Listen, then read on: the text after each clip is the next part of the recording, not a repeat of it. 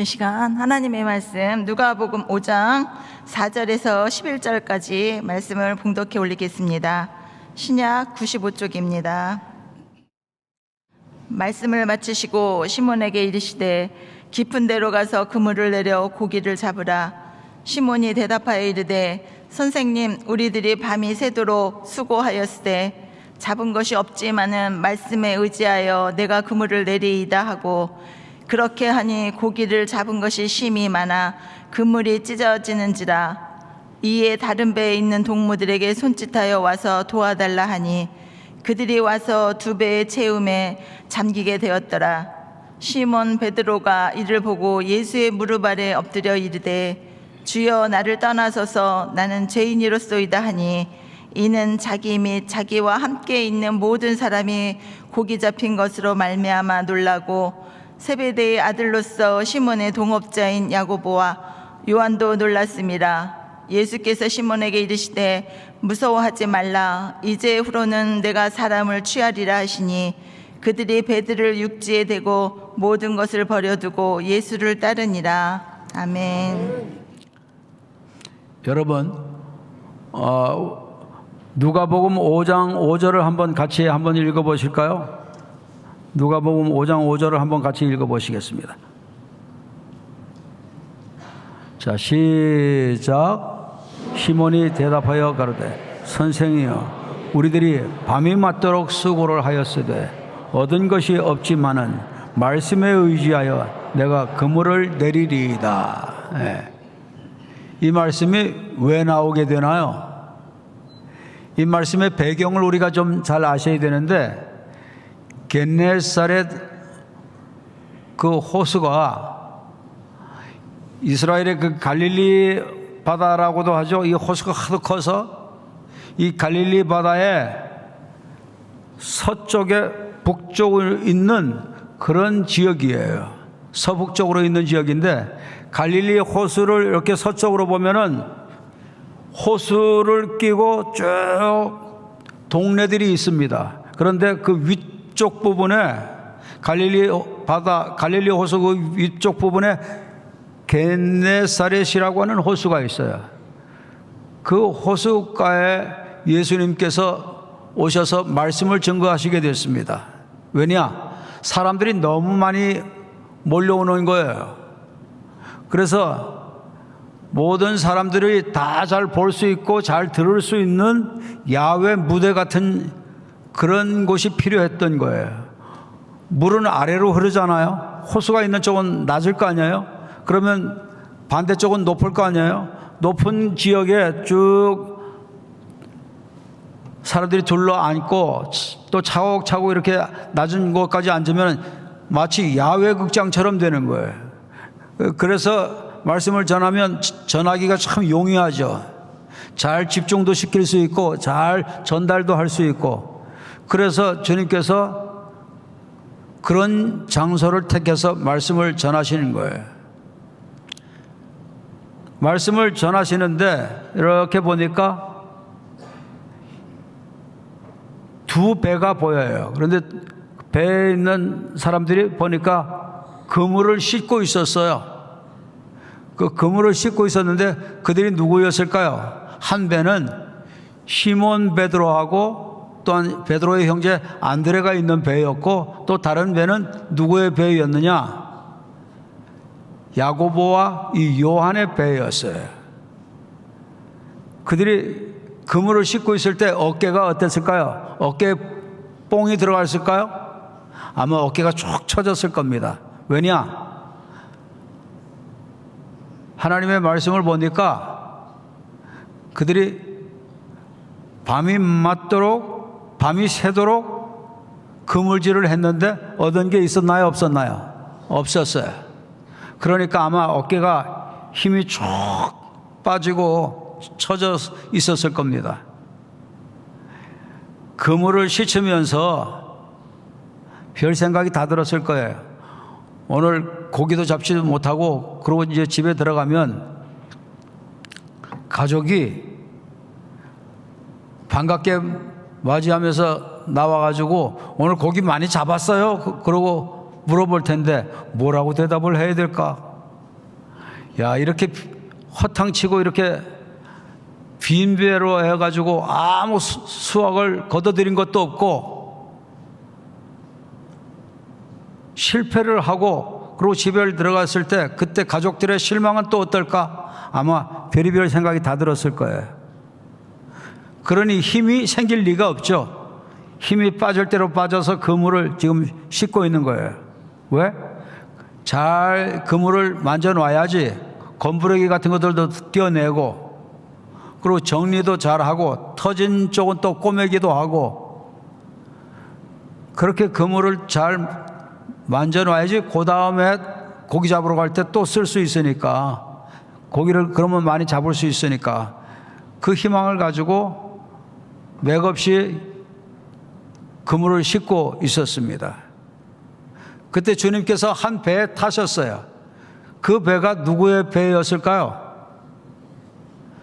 보니까 시몬의 배라고 했죠. 시몬은 누구죠? 시몬 베드로를 얘기하는 거죠. 시몬 베드로에 주님께서 올라타셔서 앉으셨어요. 왜 하필이면 다른 배가 아닌 시몬의 배에 타셨을까요?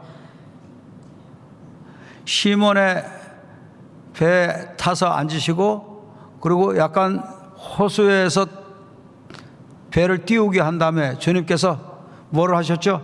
하나님의 말씀을 또 열심히 전하셨어요. 말씀을 다 전하시고 난 후에 주님께서 4절에 보니까 뭐라고 하죠? 베드로에게 깊은 곳에 가서 그물을 내려치라고 합니다. 깊은 곳에 가서 고기를 잡으라는 거예요. 그물을 내려서. 상식적으로 깊은 곳에는 물고기가 그렇게 없답니다. 물고기는 그 시간이 낮 시간이에요. 근데 물고기는 야행성이에요. 밤에 주로 이제 활동을 하고 그러기 때문에 낮에는 주로 다 그 호숫가 옆에 숲을 같은데 그런 쪽으로 다 들어가는 거죠. 그리고 호수에 있는 그 돌, 바위 이런 곳에 틈틈이 그런 곳으로 다 들어가서 거기서 자는 거예요. 그렇기 때문에 깊은 곳에다가 그물을 내려치면 고기를 잡을 수 없다는 거예요. 그리고 베드로는 누구예요? 베드로는 어릴 때부터 어른들, 부모님들 따라다니면서 고기잡이를 하면서 산전수전 다 겪은 사람이에요. 수많은 경험을 가진 사람이에요. 고기 잡는 거에 대해서. 그런데 깊은 곳에 그물을 내려치면 고기가 잡혀질 수가 없는데 깊은 곳에 가서 그물을 내려치라는 거예요. 여러분들에게 이렇게 요구를 한다면 여러분들은 어떻게, 나 같으면 어떻게 대답하면 좋을 것 같아요? 어떻게 대답할 것 같아요?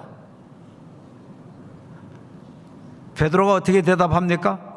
내가 밤이 새도록, 옛날 번역에는 밤이 맞도록 그물을 쳤다는 거예요. 그런데 잡은 게 한 마리도 없대. 자기의 노력으로 생각해 봤을 때 깊은 곳에 그물 친다는 건 또 한 번 더 허탕을 치는 거예요. 그런데 베드로가 뭐라고 하죠? 베드로가 뭐라고 그래요? 5절에 보니까 뭐에 의지하여 그물을 내리리이다? 말씀에 의지하여 내가 그물을 내리리이다. 그렇게 얘기합니다. 말씀에 의지하여.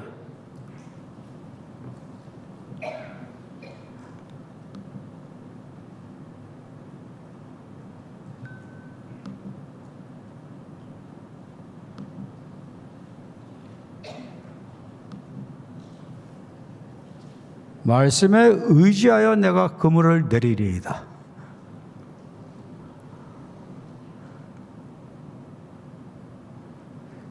경험에 의지했으면 그물을 내릴 수 있었을까요? 없었을까요? 못 내리는 거죠. 자기의 지식에 근거하고 의지했으면 그물을 내릴 수 있었을까요? 없었을까요? 못 내리죠. 과학적으로 합리적으로 생각했더라면 그물을 내릴 수 있었을까요? 없었을까요? 없었을 겁니다. 그런데 그는 경험도 의지하지 않았어요. 지식도 의지하지 않았어요. 과학도 의지하지 않았어요. 합리적인 사고도 의지하지 않았어요. 주님의 말씀이니까 주님의 말씀에 의지해서 내가 그물을 내리겠습니다. 그렇게 얘기를 해요. 여러분, 나 같으면 이렇게 할 수 있겠습니까? 우리 같으면 이렇게 할 수 있겠어요? 그런데 베드로는 어떻게 이렇게 말할 수 있었을까요? 그 다 이유가 있어요. 베드로는 믿음이 생겨지지 않았더라면 이렇게 할 수 없었을 겁니다. 왜 하필이면은 베드로에게 주님께서 그물을 내리치라고 하셨을까요? 요 5장 전에 4장으로 건너가면 누가복음 4장에는 어떤 내용이 나오는 줄 아십니까? 거기에 답이 나옵니다. 누가복음 4장에 보면 예수님께서 40일 금식을 마치신 다음에 그 다음에 어떻게 하시죠? 회당에서 귀신 들린 사람을 내쫓습니다.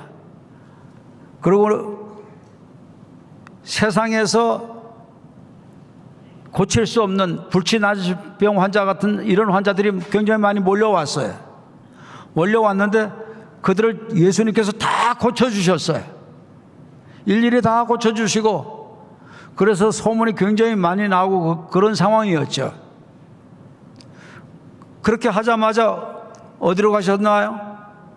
그렇게 하자마자 시몬 베드로의 집으로 가셨어요. 왜죠?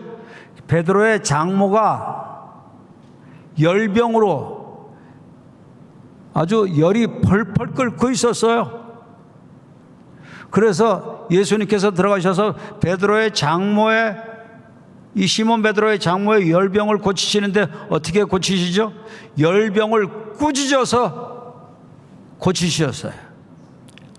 여러분, 열병이 인격체입니까? 아닙니다. 그러니까 열병을 꾸짖었다는 말씀은 무슨 말씀이에요? 열병을 일으키는 존재가 있었다는 거죠. 그놈을 꾸짖은 거죠. 눈에는 보이지는 않지만 악한 존재, 이 파괴하는 영, 도적질하고 죽이고 멸망시키는 영이 베드로의 장모 속에 들어가서 열이 펄펄 끓도록 만들었다는 것을 예수님은 다 아셨다는 거죠. 보셨다는 거죠. 어두운 영이 우리 눈에는 보이지 않습니다. 그러나 여러분, 예수님이 이렇게 보시는 것처럼 우리도 볼 수 있어야 됩니다. 직접적으로 못 보면 간접적으로라도 봐야 됩니다. 어떻게 볼 수 있나요? 어떠한 사람에게건, 어떠한 가정에게건, 어떤 사업에게건 하나님이 주시려는 복을 도적질하는 그런 현상들이 나타난다든지, 그런 상황이 나타난다든지, 또한 죽이려고 하는 상황이 나타난다든지, 멸망시키려는 상황이 나타난다든지, 그러면 이게 누가 하는 것일 수가 있구나, 어두운 영이 하는 것일 수 있구나, 더러운 영이 하는 것일 수가 있구나, 파괴하는 영이 하는 짓일 수가 있겠구나. 우리는 얼른 깨달아야 돼요. 그리고 어떻게 해야 돼? 꾸짖어야 돼. 야단쳐야 돼. 나가라고 야단쳐야 돼. 예수님께서 꾸짖고 책망하고 나가라고 호통을 치시고 명령을 하시고 선언을 하시고 선포를 하셨죠. 그랬을 때 베드로의 장모에게 있는 열병이 뚝 떨어졌어요. 누가 나가니까 떨어졌어요? 열이? 어두운 놈이, 어두운 그 인격체가, 그 놈이 쫓겨나가고 나니까 열이 뚝 떨어졌어요. 정상적인 건강이 회복이 되어졌어요. 어떤 집에는 어두운 영이 눈에는 보이지 않게 우울증을 집어넣기도 합니다. 그래서 야, 네가 살아서 뭐하냐, 세상 살아봤자 고생이다, 힘들다, 어렵다, 그러니까 죽는 게 편해, 빨리 죽어, 뭐하러 살려고 그래, 빨리 죽지. 자꾸 죽도록 자꾸 생명을 도적질해가는 그런 짓들을 하기도 하죠, 어두운 영이. 어떤 어두운 영은 또 사람의 몸속에 들어가서 눈에는 보이지 않는데 자꾸 어떤 사람은 어두운 영이 나가고 난 후에 어두운 영이 너한테 들어와서 뭐 했냐? 자꾸 과자를 먹으라고. 그 어두운 영한테 왜 과자를 먹으라고 했냐? 이 어두운 영이 과자를 자꾸 먹여야지, 과자를 자꾸 좋아하도록 하고 자꾸 먹여야지 이 트랜스 지방이 축적되어져서 당뇨도 생기고 고혈압도 생기고 고지혈도 생기고 콜레스테롤도 생기고 이래서 빨리 죽게 될 거 아니냐? 여러분, 어두운 영이 보이지 않는다고 해서 우리가 방치하고 살면 안 됩니다. 내 삶 속에서, 우리 가정 속에서, 우리 사업 속에서 어떤 어두운 흔적들이 나타나는 것이 있는지 없는지를 우리는 확인해야 됩니다. 그리고 그런 것들이 있다면 우리는 즉각 대처해야 돼. 한 번은 어떤 집에 어린 아이인데 얘가 태어나서 이제는 걸어야 되는 상황인데 걷지를 못해요. 그 집에 가게 되는데 이 아이가 저를 쳐다보는데 와, 아주 섬찟하게 광기를 눈에서 반짝거리면서 쳐다봐요. 얘 병이, 이게 병이 문제가 아니로구나. 이 병을 준 놈이 있구나. 못 걷게 하는 이놈이 있구나. 이 간질이 생기게 하는 이놈이 있구나. 얼른 주님께서 지혜를 주시더라고요. 그래서 예수님의 이름으로 눈을 보면서 나가라고 책망을 했어요. 그러고 난 후에 이 아이가 걷게 되졌어요. 걷지 못하던 아이가. 야, 눈에서 광기가 있는 거 보니까 삼짓하면서 이거 어두운 영이로구나 느껴지더라고요. 한 번은 기도 생활 많이 한 권사님이에요. 그런데 이 권사님이 아주 부잣집에 며느리로 들어가가지고 뭐 돈이 부족한 게 있나, 뭐 삶 속에 부족한 게 없어요. 사회적인 위치도, 그 부잣집 며느리가 되놓으니까 사회적인 위치도 높은 위치에다 올려놓아졌어요. 세상에 부러운 게 없어요.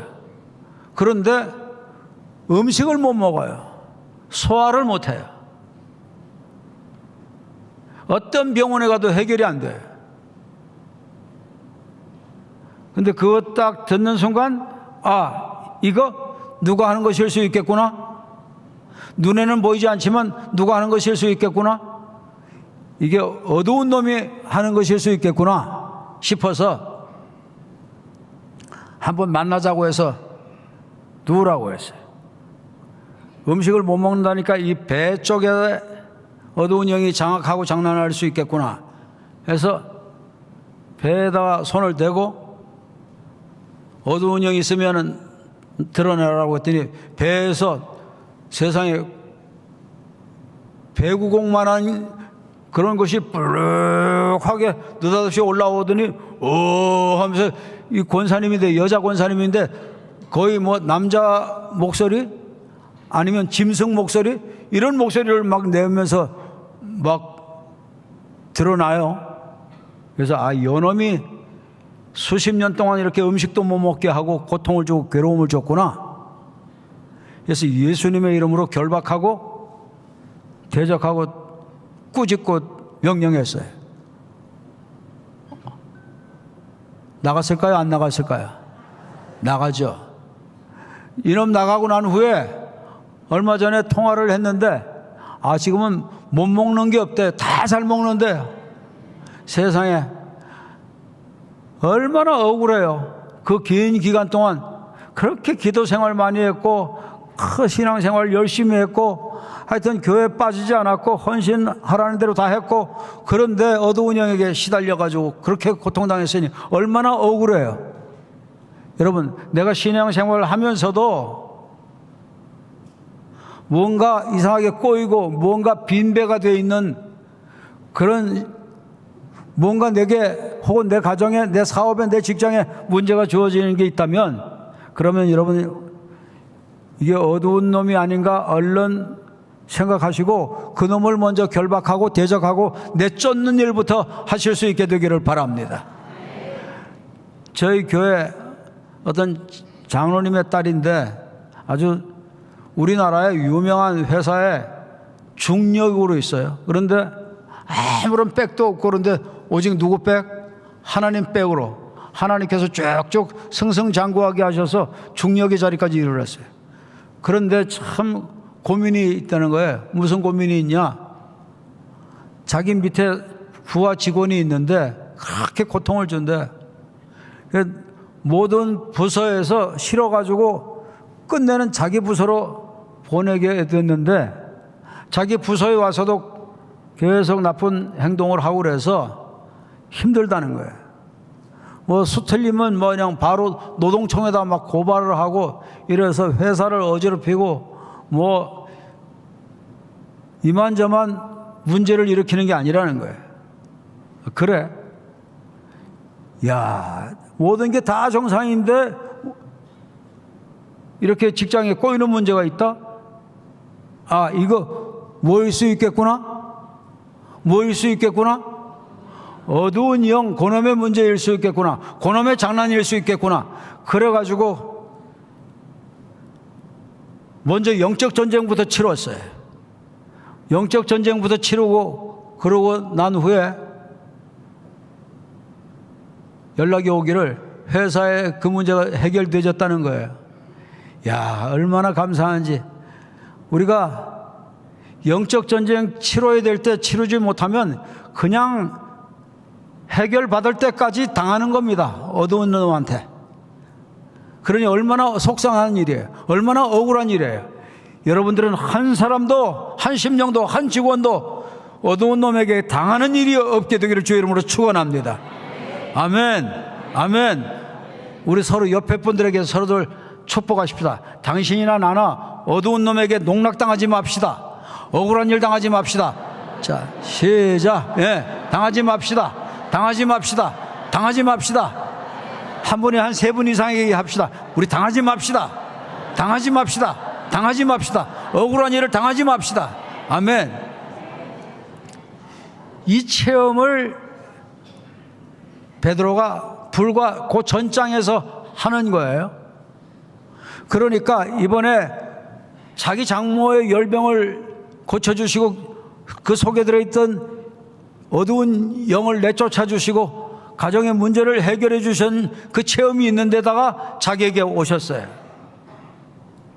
그리고 깊은 곳에 가서 그물을 내려치라. 그러니까 그가 어떻게 했죠?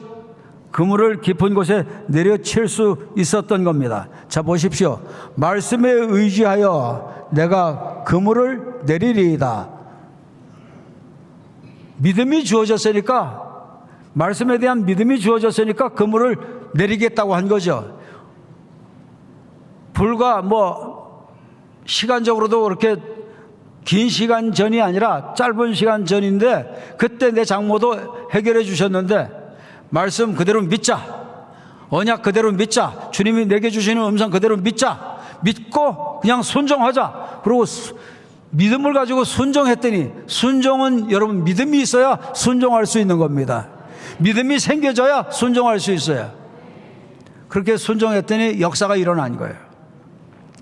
제가 이 인천 지역에 오니까 참 특별한 사건이 있었던 게 떠올라요. 이 인천 우리 지방에 있는 어떤 큰 교회예요. 그런데 그 교회에 한 번은 집회를 갔어요. 집회를 가서 믿음을 좀 더 강화시켜주고 좀 더 믿음이 커지고 믿음이 배가 되어지기를 바라서, 그래서 제 체험을 한 얘기를 했어요. 제가 사역을 할 때 좀 몸을 돌보지 않고 그렇게 사역하는 편이라서 한 번은 사역하다가 어떤 일이 생겨졌는가 하면은 이 골반 부분 쪽에 이상이 오게 되었어요. 골반에 금이 가게 됐어요. 골반에 금이 가게 됐는데, 그러니까 고통이 이루 말할 수 없어요. 일단 무슨 병인지는 몰라도 하나님께 고쳐달라고 할지라도 병원에 가서 병명이라도 알고 기도하자 해서 병원에 가봤더니 골반에 금이 갔다는 거예요. 제가 제주도에서 목회할 때인데 통증이 너무 심해서 견딜 수가 없어요. 그러면 병원에서 뭐라고 얘기를 하느냐? 마약을 꼽으라는 거예요. 근데 그렇게 통증 있을 때마다 마약을 하면 나중에 어떻게 될까요? 계속 마약을 하다 보면 마약에 중독이 되잖아요. 목사가 마약이 중독되면 되겠어요? 하나님의 일을 하다가 골반에 금이 갔는데 참 너무 고통스럽고 힘들고 그래서 제가 견딜 수가 없는데 제일 힘든 게 뭐냐?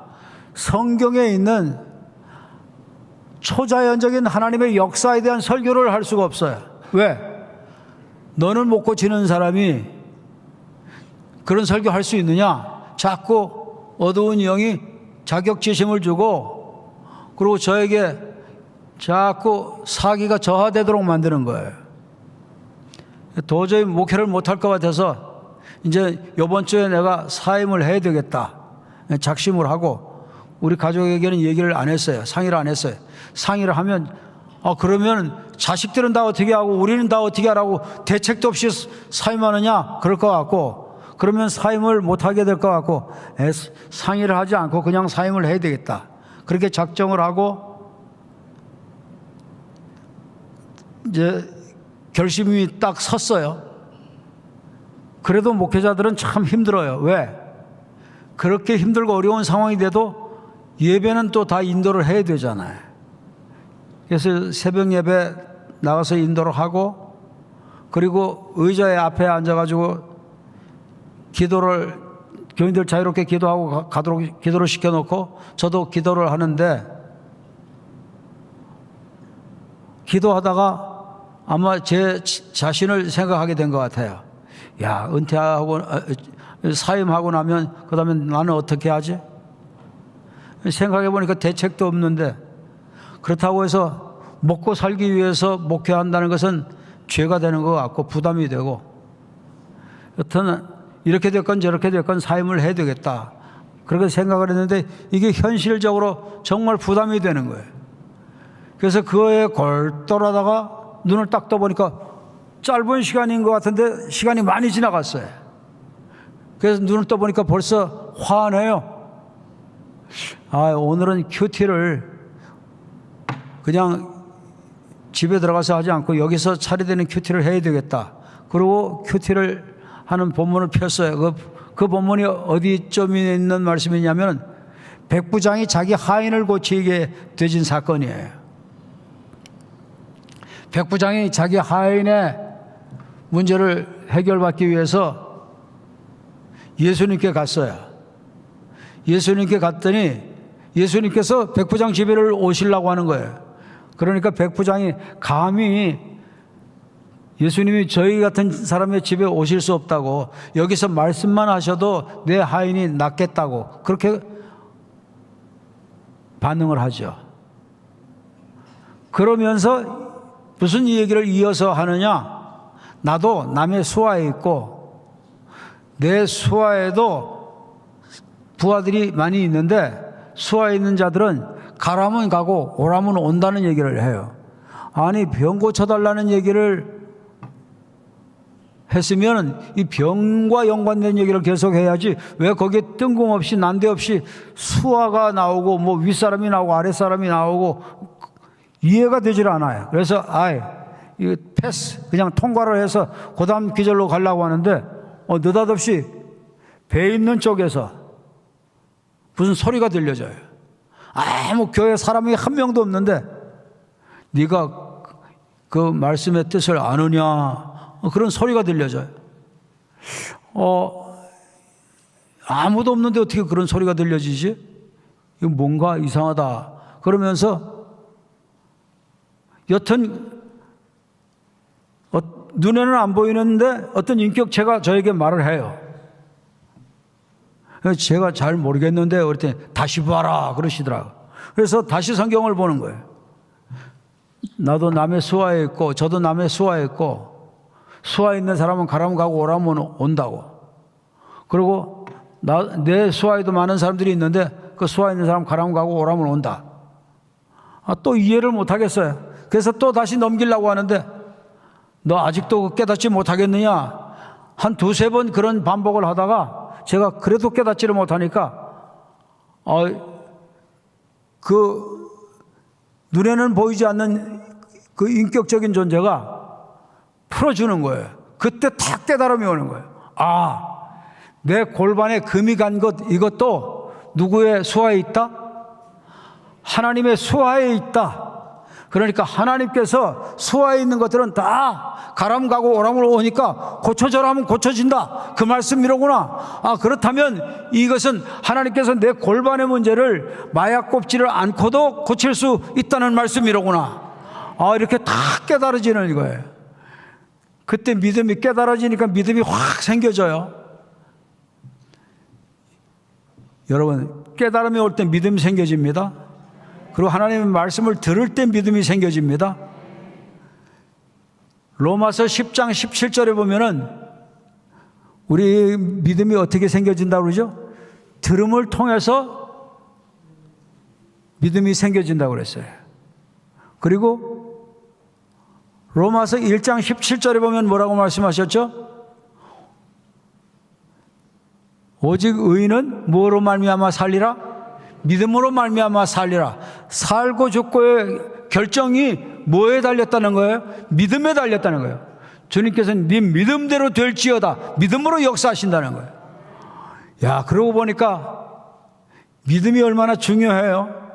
그런데 이 믿음이 말씀을 들을 때 하나님께서 속에서 말씀을 해주시면서 이 말씀 깨닫겠느냐? 이해하느냐? 못 깨닫겠는데요. 다시 읽어라. 다시 읽어. 그래도 못 깨닫겠는데요. 다시 읽어라. 또 읽어. 못 깨닫겠는데 계속 말씀을 주셨어요. 그러다가 딱 깨달아지게 되어졌어요. 어느 한순간. 들음을 통해서 믿음 오고 깨달음을 통해서 믿음 오더라고요. 근데 그날이 금요일이었어요. 금요일이었는데 금요일 밤에 제가 말씀을 간단하게 전하고 이제 기도하는 시간이에요. 그런데 2부 기도회 인도를 누가 했냐면 청년회가 주관이 돼서 이끌어 나갔는데 청년회 회장이 계속 이끌어 나가면서 찬양 불렀다가 기도했다, 찬양 불렀다, 기도했다. 계속 그러는데 찬양을 한 번 불렀으면은 됐지. 왜 불렀던 걸 또 불러? 몇 번 부르니까 기분이 상하더라고요. 그런데 그때까지만 해도 제가 굉장히 혼적인 신앙을 갖고 있었어요. 이성적으로 생각해 볼 때 이해가 잘 안 되는 거예요. 납득이 잘 안 돼. 기도도 왜 꼭 부르짖고 기도해야 되느냐? 조용히 기도하면 안 되냐? 하나님 귀가 먹으셨냐? 이런 생각이 들기도 하고, 부르짖고 기도하는 것도 하는 게 힘들고, 찬양도 여러 번 반복해서 하는 게 쉽지 않고, 굉장히 어려웠어요. 그런데 제가 나중에 이제 절박하니까, 그리고 믿음이 주어지니까 막 염치채면 불구하고 부르짖고 기도하게 되더라고요. 막 부르짖고 기도하면서 주님 내 골반을 고쳐달라고. 내 골반 금 간 거 주님의 부하잖아요. 주님의 수하에 있잖아요. 주님의 수하에 있는 것은 주님이 명령하면 다 되잖아요. 고쳐주세요. 명령해 주시고 고쳐주세요. 회복되게 해주시고 고쳐주세요. 치료해 주세요. 정상이 되게 해주세요. 막 목숨 걸고 그렇게 피를 토하듯 기도를 했어요. 그런데 느닷없이 그렇게 기도하는데 어떤 일이 주어졌느냐? 밤하늘에 별이 확 보이는 거예요.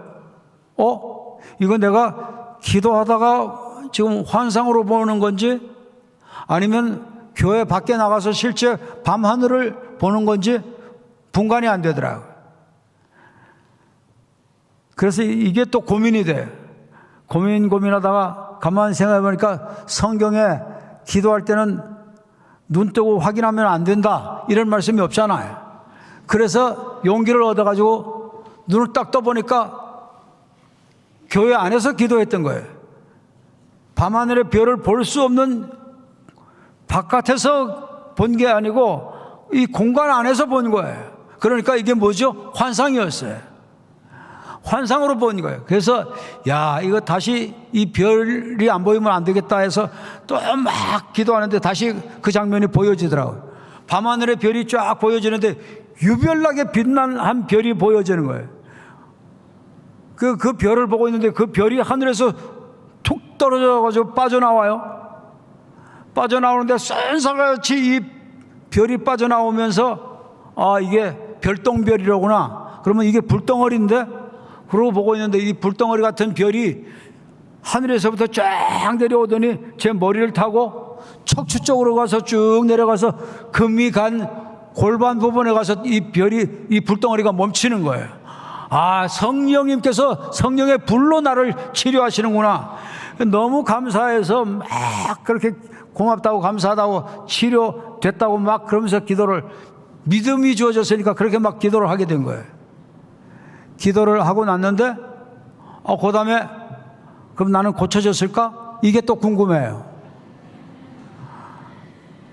그래서 기도를 더 진행을 하려니까 진행을 못 하겠어요. 그래서 그래도 한번 확인을 해봐야지. 기도하다 말고 다시 일어났어요. 일어나가지고 걸어봤어요. 걸어보니까 통증이 없어요. 불편함이 없어요. 야, 하나님께서 치료해 주셨구나. 그 순간부터 병원에서도 치료할 수 없고 수술로도 불가능하고 마약으로도 해결이 안 되는 거 하나님께서 성령의 불로 치료를 해주시고 지져주시고 고쳐주셨어요. 그래서 제가 이 간증을 했더니 세상에 무슨 일이 생겨졌느냐. 집회를 이제 다 마치고 집을 가는데 목사님, 담임 목사님이 와가지고 걱정을 하는 거예요. 목사님, 참 내일 우리 교회 장로님 한 분이 어려운 신자가 다 식사 대접하도록 그렇게 다 예약을 해놨는데 장로님 한 분이 자기가 식사 대접을 하겠다고 바꿔달라는 거예요. 그 목사님은 생각할 때 어려운 분이기 때문에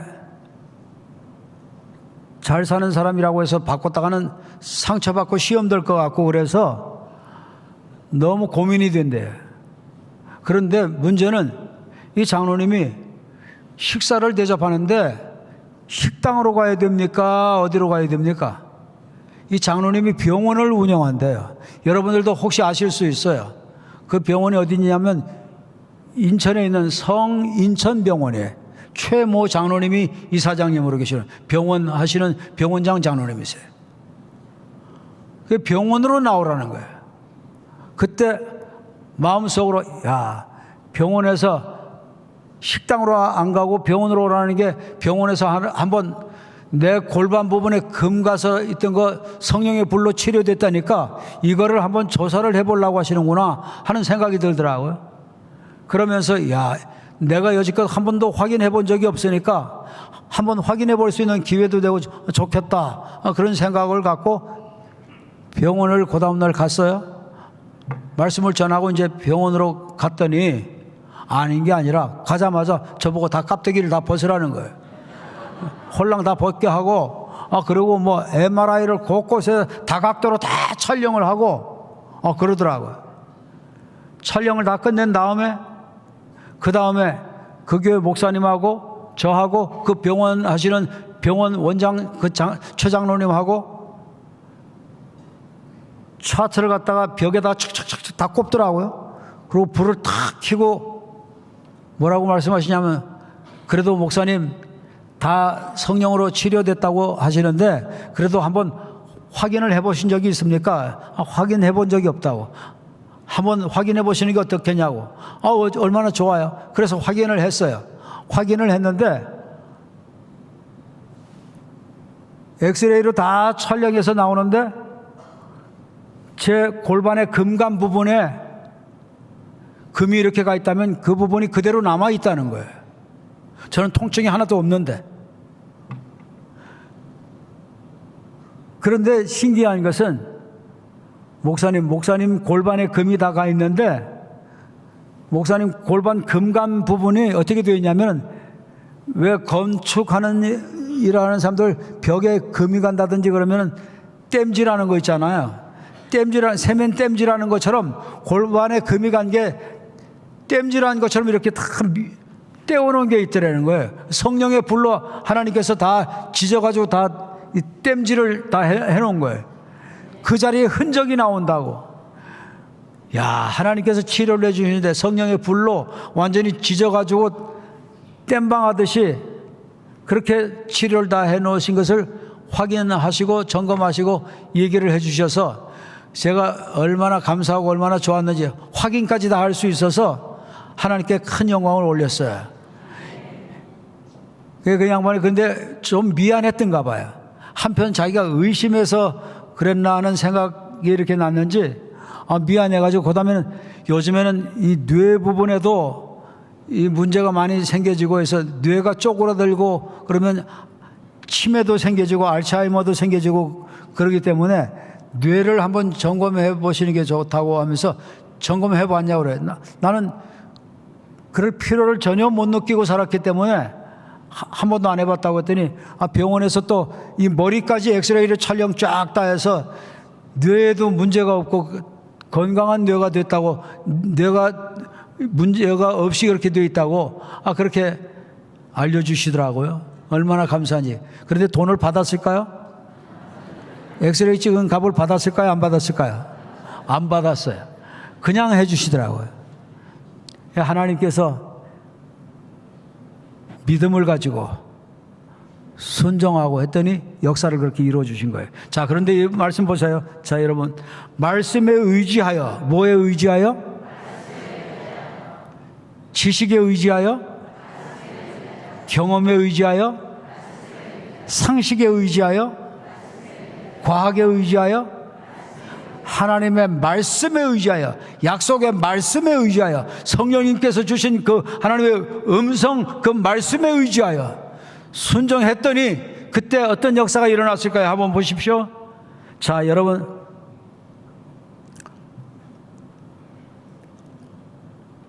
한번 읽어보십시다.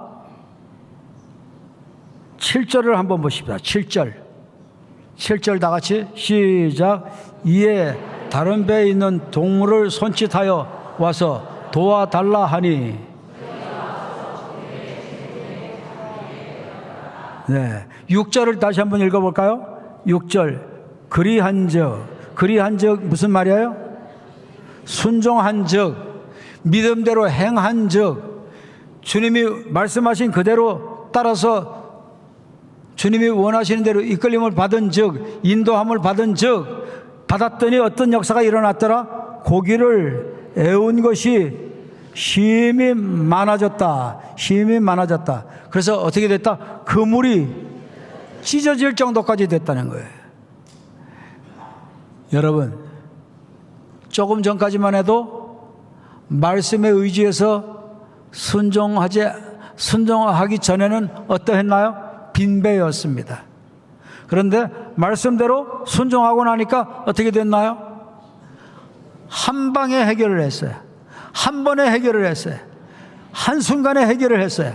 어떻게?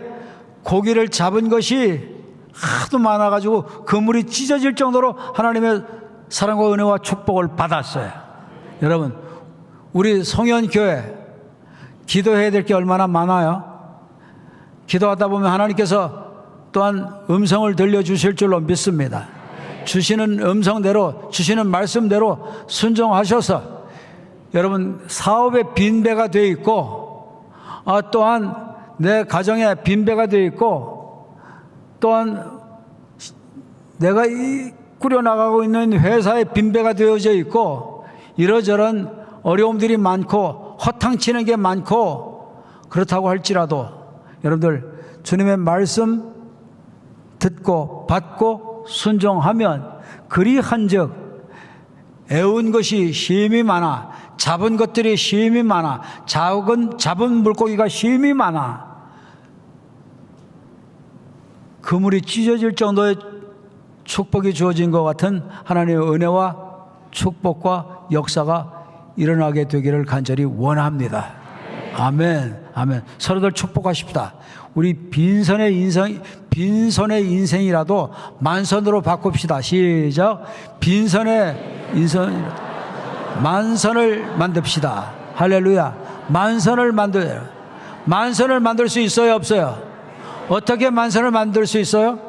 말씀을 의지하면, 말씀대로 순종하면, 말씀의 언약을 붙잡으면, 주님께서 역사하시면 만선이 될 수 있어요. 아멘. 빈배도 만선을 만들 수 있습니다. 할렐루야. 자, 그런데 7절에 보니까 얼마나 많이 잡았는지 배 하나로 채웠다가는 배가 가라앉을 것 같아요. 그래서 어떻게 하죠? 동료의 배까지 불렀습니다. 누구의 배까지 불렀을까요? 야고보와 요한의 배까지 불렀어요. 여러분, 우리 예수 믿는 사람들 하나님의 말씀대로 순종하고 살아나가면, 그러면 나만 축복받는 게 아니라 나 때문에, 우리 때문에, 우리 가족 때문에, 우리 가정 때문에, 우리 어머님 때문에, 우리 자녀 때문에 어떤 일도 일어나요? 다른 사람들도 축복을 받게 된다. 할렐루야. 나 때문에 형제들도 복을 받게 된다. 나 때문에 다른 집도 복을 받게 된다. 나 때문에 이웃도 복을 받게 된다. 나 때문에 다른 사람까지도 빈배를 가득가득 축복으로 채울 수 있게 된다. 우리 하나님께서는 그렇게 우리에게 복을 주시기를 원합니다. 자, 여러분 이 그림을 한번 보세요.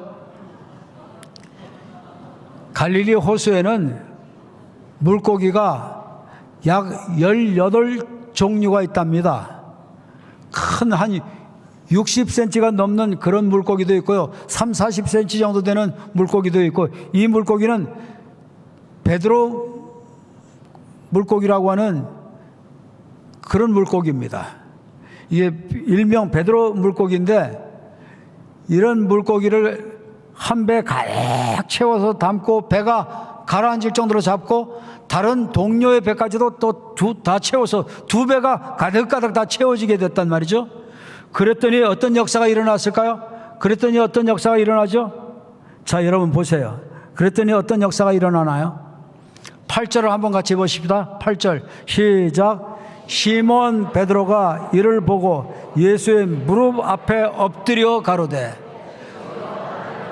주여 나를 떠나소서 나는 죄인이로소이다 하니, 두 배가 고기가 가득가득 채워질 정도로 잡게 되니까, 그랬더니 베드로가 어떻게 반응을 보이죠? 베드로가 예수님의 무릎 앞에 엎드려 버렸어요. 완전히 놀란 거죠. 자, 여러분 놀란 것을 확인해 볼 수 있습니다. 9절과 10절에 나옵니다. 9절에 보시면 뭐라고 되어 있어요? 이는 자기와 베드로와 및 함께 있는 모든 사람이 고기 잡힌 것을 인하여 어땠다?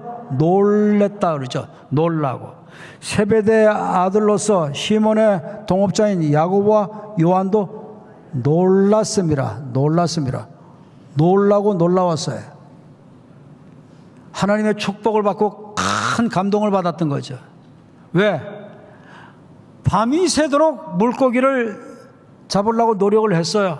그런데 자기의 실력으로, 자기의 능력으로, 자기의 상식으로, 자기의 지식으로 아무리 게네사렛 호숫가 다 쥐잡듯 이잡듯 다 뒤졌는데도 한 마리도 못 잡았어. 그런데 막 두 배 가득가득 채워서 배가 가라앉을 정도로 그렇게 잡게 됐으니 얼마나 놀라운 일입니까? 얼마나 상상할 수 없는 일입니까? 자, 왜 이게 놀라운 일이죠? 여러분 한번 생각해 보세요. 물고기를 잡기 위해서 밤새도록 그물질을 했잖아요. 그런데 잡았어요? 못 잡았어요? 한 마리도 못 잡잖아요. 빈 배 그대로였잖아요. 그런데 지금 고기를 잡은 것이 막 그물로 에워싸가지고 두 배나 가득 차게 됐어요. 그러니 놀랄 수밖에 없죠. 왜 놀라죠? 아니 고기가 있을 수가 없는데 어떻게 저렇게 잡히냐는 거예요. 아니 그물을 던졌는데 어떻게 그렇게 밤새도록 던져도 안 잡혔는데 예수님이 말씀하신 대로 했더니 어떻게 그렇게 잡히냐 이거예요.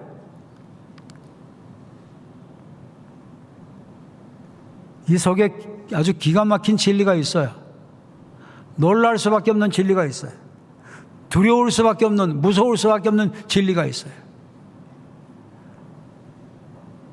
베드로는 하도 놀래가지고 뭐라고 그래요?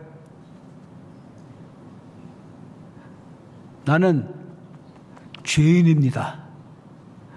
저를 떠나시옵소서. 저를 떠나시옵소서. 제가 감당할 수 없습니다. 이 얘기는 무슨 얘기예요?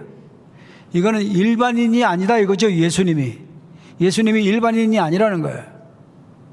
예수님은 고기 한 마리 한 마리에도 다 그 뇌를 다 조종을 하셔서 깊은 곳에 금을 내려치면 그 깊은 곳에 내려친 그 그물 속으로 고기들이 딱딱딱딱 어떻게 방향을 결정하고 뇌가 다 움직여서 하나님이 명령하시는 대로, 예수님이 명하시는 대로, 하나님이 계획하신 대로 그 목적에 맞춰서 쏙쏙쏙쏙 다 그물 속에 다 들어갔어요. 가득 차게 다 들어갔어요. 아, 이건 있을 수 없는 일이다. 이거는 정말 물고기의 뇌까지도 다 조정하고, 물고기의 생각까지도 다 조정하고, 물고기의 방향까지도 다 조정해서 그 그물 속에 다 들어가도록 만든 거 보니 이분은 정말 메시아다. 이분은 정말 하나님이시다. 이분은 정말, 예수님은 정말 창조주이시다. 예수님이 어떤 분인가를 물고기 잡힌 것을 통해서 그들은 깨달았던 거죠. 무서울 정도로, 두려울 정도로 깨달았던 거죠.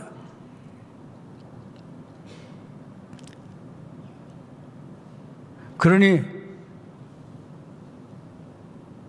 예수님은 어떤 분인가 그들은 충격적으로 받아들일 수밖에 없었던 겁니다. 야, 내가 그렇게 잡으려고 노력을 했는데도 그렇게 못 잡았는데 예수님이 말씀 탁 하시니까 물고기의 뇌까지도 다 조정을 하셔서 저희들이 스스로 알아가지고 다 그물 속에 들어가도록, 참 기가 막히죠? 신바람 나는 얘기죠? 그렇게 해서 물고기가 가득가득 잡히게 됐으니, 여러분, 주님께서 이렇게 큰 표적과 기사를 주시는 이유와 목적이 뭘까요? 사도행전 2장 22절을 한번 보세요, 여러분들. 사도행전 2장 22절. 사도행전 2장 22절을 한번 보세요. 자, 앞에 띄워놨으니까 보세요. 자, 시작. 이스라엘 사람들아, 이 말을 들으라. 너희도 아는 바에 하나님께서 나사렛 예수로 큰 권능과 기사와 표적을 너희 가운데서 베푸사 너희 앞에서 뭐를 증거하셨다고요? 뭐를 증거하셨어요? 그를 증거하셨다. 그는 누구예요? 예수님이 메시아이신 것을 증거하셨다. 예수님이 구세주이신 것을 증거하셨다. 예수님이 하나님이신 것을 증거하셨다. 그 말씀이죠. 여러분, 그러니 베드로는 고기가 많이 잡히는 것을, 이것은 영적인 일이었다. 이건 영적인 일이었다. 이건 내 실력으로 된 것도 아니야. 이건 내 능력으로 잡힌 것도 아니야. 이것은 분명히 누가 하신 거야? 이건 하나님이 하신 거야. 예수님이 하신 거야. 성령님이 하신 거야. 아멘.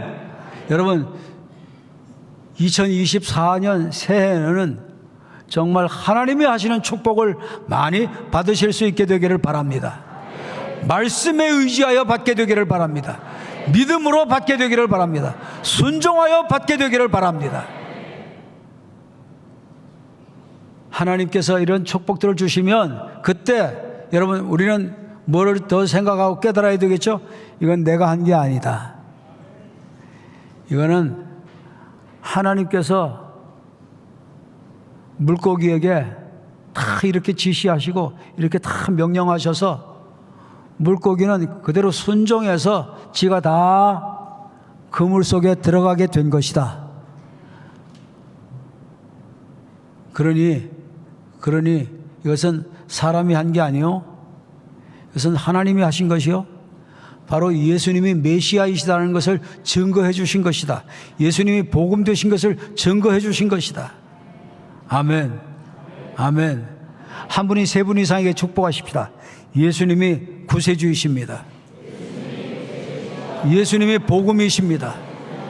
예수님이 해답이십니다. 예수님이 다 역사해 주시면 됩니다. 아멘. 아멘. 아멘. 여러분, 아무나 주님께 충성할 수 없어요. 직원 헌신 예배 드린다고 충성되는 게 아니에요. 정말 놀라운, 상상할 수 없는 하나님을 경험해야, 성령님의 역사를 경험해야 충성할 수 있는 거예요. 순종할 수도 있는 거예요. 자, 여러분 보십시다. 이제 11절 말씀을 보세요. 11절 말씀. 주님께서 이제 10절 말씀에서 뭐라고 하시죠? 이제는 네가 사람을 취하리라. 예전 번역에는 어떻게 되어 있죠? 네가 사람을 낚는 어부가 되게 하리라. 그렇게 말씀하시죠. 하나님의 은혜를 체험한 사람은, 하나님의 능력을 체험한 사람은, 하나님이 함께 하셔서 예수님이 메시아 된 것을 깨닫게 되고 정말 믿게 된 사람들은, 그 사람들은 더 이상 땅의 것보다 영원한 것을 위해서 살라고 마음을 갖게 되어 있고, 하나님을 그렇게 체험하고 하나님의 사랑과 축복을 받은 사람들은 어떻게 살게 되어 있느냐? 참된 가치를 위해서 살게 되어져 있고, 정말 생산적인 것을 위해서 살게 되어져 있고, 찰나적이고 순간적인 것이 아니라 영원한 것을 위해서 살게 되어져 있는 거예요. 그래서 은혜 받은 사람은 어떻게 살아야 되느냐? 사람 낚는 어부가 되어야 되는 거죠. 그래서 11절에 보니까 어떻게 하시죠? 저희가 배들을 육지에 대고 모든 것을 어떻게 하고, 모든 것을 버려두고 예수를 쫓으니라. 모든 것을 버려두고 예수를 쫓으니라. 진짜 은혜를 받으면 예수님을 쫓게 되어 있습니다. 예수님을 따르게 되어 있습니다. 예수님을 위해서 일하게 되어져 있습니다. 예수님을 위해서 살게 되어져 있습니다. 영원한 나라를 위해서 살게 되어져 있습니다. 모든 것을 버려두고 예수님을 쫓았다. 모든 것을 버려두고 예수님을 쫓았다 그러잖아요. 이것은 무엇을 버려두고 예수님을 쫓았다는 걸까요? 예? 배를 버려두고 쫓았다? 그물을 버려두고 쫓았다? 그런 의미도 있지만, 2배 가득가득 채워놓은 만선도 그냥 내버려 두고 예수님을 쫓았다는 거예요. 잡은 물고기를, 그거를 갖다 팔고 난 후에 쫓았을까요? 아니에요. 그것을 버려두고 쫓았어요. 돈 벌기 위해서 예수님도 멀리하고 그물질 하던 사람들이에요. 많은 사람들이 다 애워싸면서 예수님 말씀을 들으려고 다 쫑깃하고 은혜 받으려고 노력하는데, 이 어부들은 예수님의 말씀에 관심 별로 없었어요.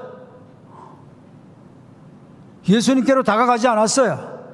다른 사람들은 막 몰려오는데 이들은 오로지 생활을 위해서, 돈 버는 거를 위해서, 돈 버는 것밖에 관심이 없었어요. 그래서 그들은 예수님께로 몰려가는 그 일행 속에 들어가지를 않았어요. 그들의 관심은 오로지 돈 버는 것이었어요. 세상적인 것이었어요.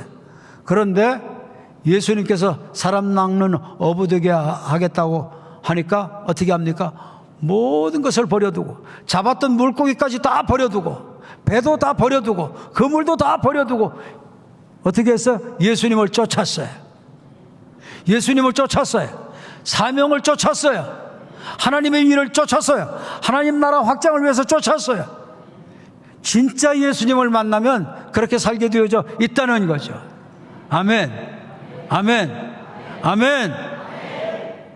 여러분, 나는 진짜로 예수님을 만나야 되거든요. 그래야 헌신도 할 수 있고, 그래야 충성도 할 수 있고, 그래야 모든 것을 다 버려두고 예수님을 쫓을 수도 있고, 그래야 더 전도도 많이 할 수 있고, 그래야 더 드릴 수도 있고, 그래야 하나님이 원하시는 삶도 순종할 수가 있는 겁니다. 여러분,